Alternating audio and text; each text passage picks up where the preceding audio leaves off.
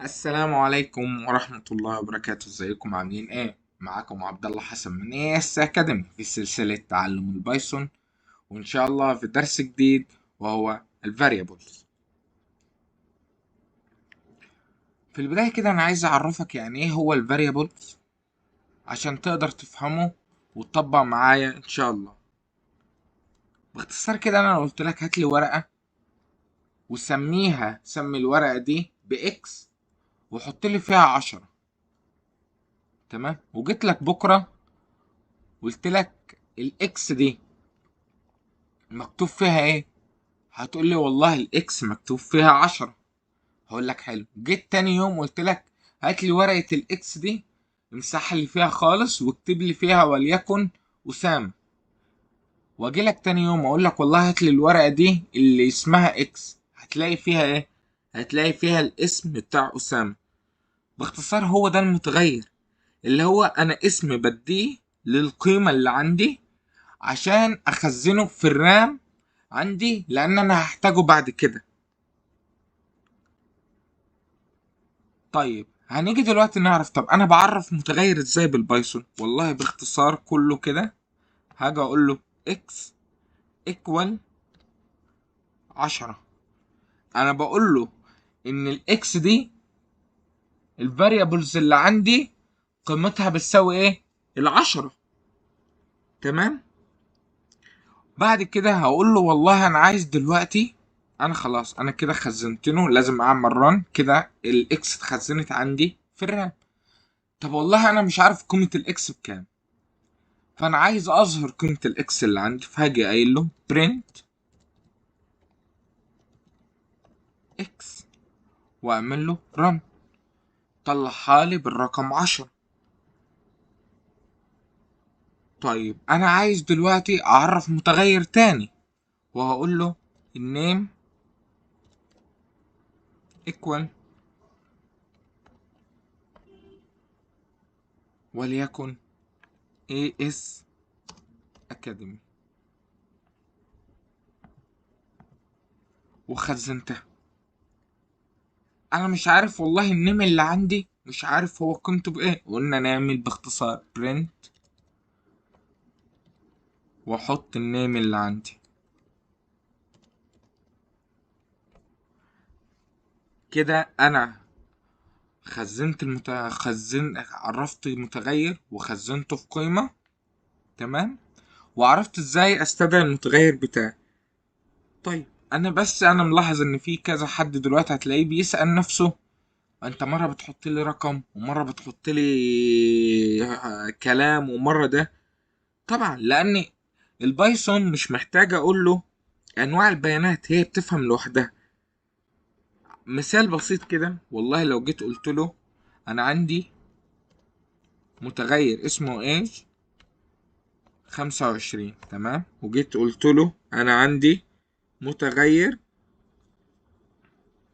اسمه name، قلت له equal احمد. جيت قلت له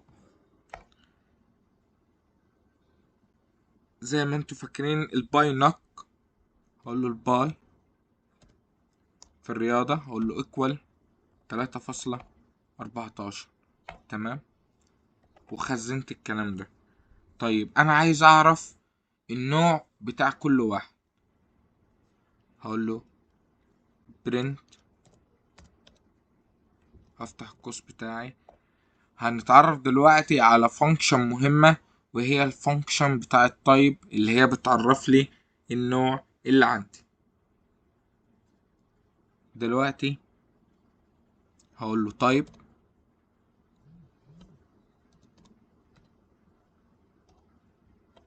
افتح القوس واحط الايج، تمام،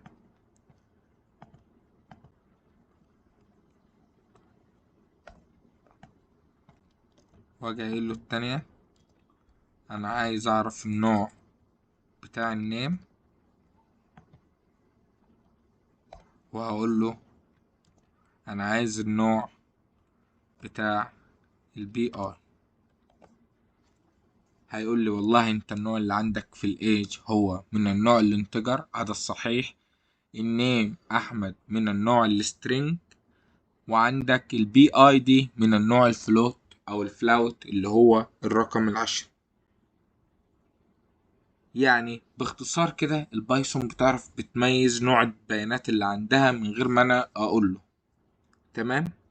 نيجي دلوقتي في سؤال انا سألته قبل كده في احدى الكورسات اللي معانا. بيقول والله انا عندي اكس بتساوي 10 واكس بتساوي 5 واكس بتساوي احمد، وجيت قلت له انا عايز برنت الاكس. حد يتوقع معايا كده ايه اللي ممكن يظهر؟ العشرة ولا الخمسة ولا الأحمد؟ هاجي أقول لك بكل اختصار وببساطة شديدة أحمد اللي هتظهر. هتقول لي ليه؟ هقول لك باختصار. دلوقتي أنا في البداية عرفت له إن المتغير اللي عندي ده في قيمة إكس بيساوي 10. حلو. بعد كده عرفت له، قلت له والله قيمة ال10 دي خلاص أنا مش عاوزها. عرفت له متغير، نفس المتغير بقيمة جديدة إكس. بعد كده قلت له وخزنتها عندي. طب انا لو جيت هنا عشان نوضح قلت له برنت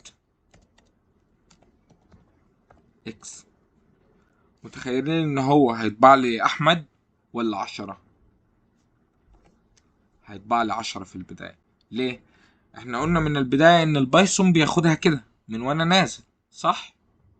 فهو انا عرفت له متغير بتاعه ب10، القيمة بتاعته ب10. بعد كده قلت له والله هات لي المتغير ده، جابهولي. طيب بعد كده انا غيرت قيمة المتغير اللي عندي اللي هو الاكس بقت ب5، وبعد كده غيرتها كمان مرة خليتها بأحمد. طب انا لو شلت السطر ده ايه اللي هيظهر عندي وعملت رن؟ بالظبط هيظهر عندي ال5. يبقى احنا كده فهمنا ان ان البايثون بيمشي تسلسلي، وان القيمة المتغير اللي عندي انا اقدر اغير فيه زي ما انا عاوز. طيب احنا نيجي دلوقتي نعرف في حاجة مهمة، احنا ازاي نعرف الفاريبلز او المتغير. اول حاجة عندي ان هو لازم يبدأ بحرف. يعني نيم كده بدايته بحرف، يعني اكس بدايته بحرف. تمام. ما ينفعش ابدا اللي انا اعرف متغير برقم. يعني ايه اقول له 5 = 5؟ ده كده مش هيعرف، كده هيعمل لي ايرور، هيقول لي السنتكس ايرور لانه مفيش متغير ينفع اعمله برقم. تمام. ويجي والله برضك يقول لك لما تيجي مثلا هقول له لا مش هاشتاج، هقول له علامة الدولار دي، وهقول له المتغير اللي عندي نيم، هقول له equal 5 واعمل له رن. ما ينفعش يبدأ عندي بأي اللي هي اتياهو، علامة الدولار، السهم بتاع، ما ينفعش يبدأ المتغير بتاعي بأي حاجة من دول. لازما برضك من القواعد اللي لازما يبدأ فيها اللي هي دي عادي هتلاقيه شغال معاك. وهاجي قايل له النيم بتاعي، هقول له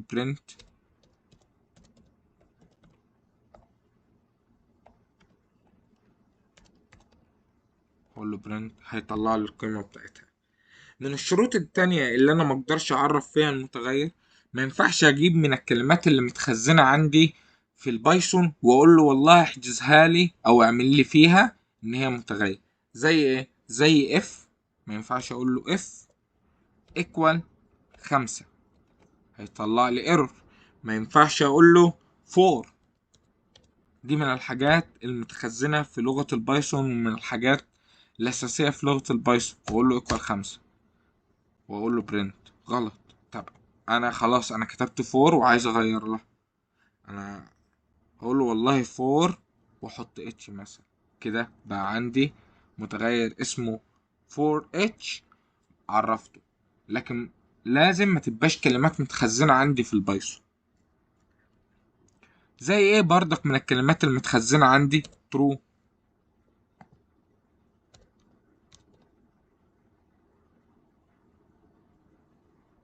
equal 5. بس المتخزنة عندي في البايثون معلش true بكابيتال، مش هيتعرف عندي. تمام. نصيحة تانية عايز اقولها لكم، انا دلوقتي وليكن انا بعرف متغير ليه خصائص في النيم او ليه خصائص بالاسم، فما ينفعش اقول له x equal 5. لا، احنا عايزين ناس بروفيشنال، فانا هقول له والله النيم equal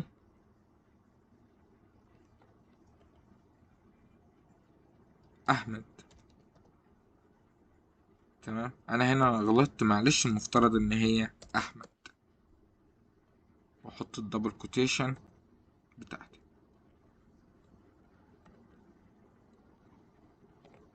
تمام.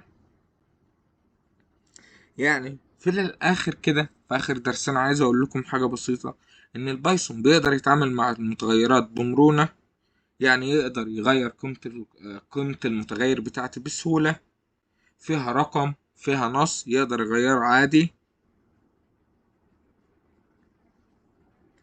ان احنا الاسم اللي بنحط فيه البيانات هو المتغير، بغيره زي ما بحب.